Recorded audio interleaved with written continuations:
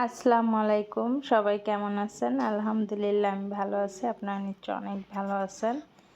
ছাদে উঠে বৃষ্টির পানি যে জমছে এগুলো দেখার মজাই আলাদা।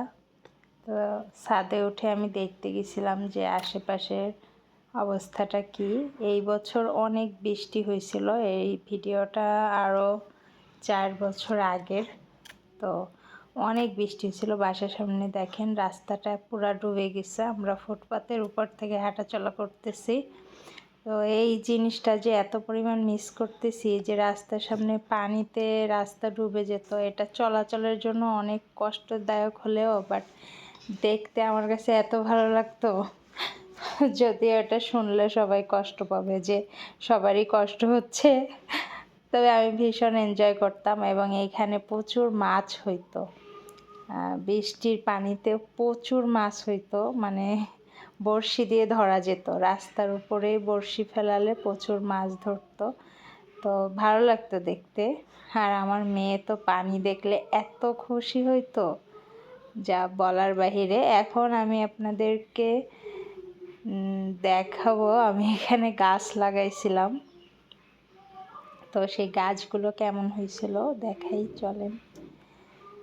আমার আবার আগে খুব গাছ লাগাতাম, তখন লাগানোর মতো সামনে অনেক জায়গা ছিল এবং পরিবেশটাও ছিল।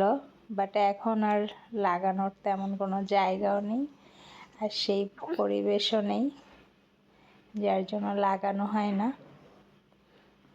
তো দেখেন গাছগুলা বর্ষার পানিতে কি তরতাজা। এই পেঁপে গাছ লাগাইছিলাম, এই পেঁপে গাছগুলো আমি নিজেই লাগাইছি।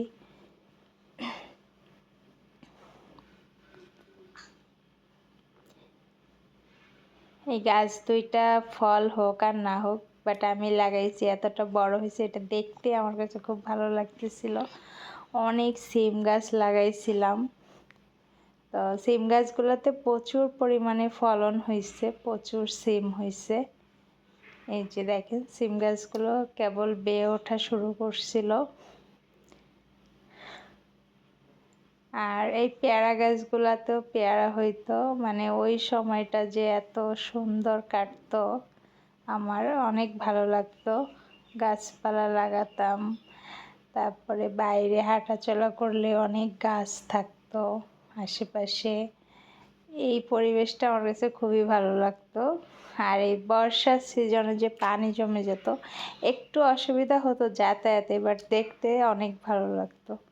আমার মেয়ে তো অলরেডি নেমেই গেছে, ও পানি দেখলে আগে নেমে যেত। এখন অনেকটা হয়েছে, এখন আর নামতে চায় না, আমি বললেও নামে না। বাট আগে দেখেন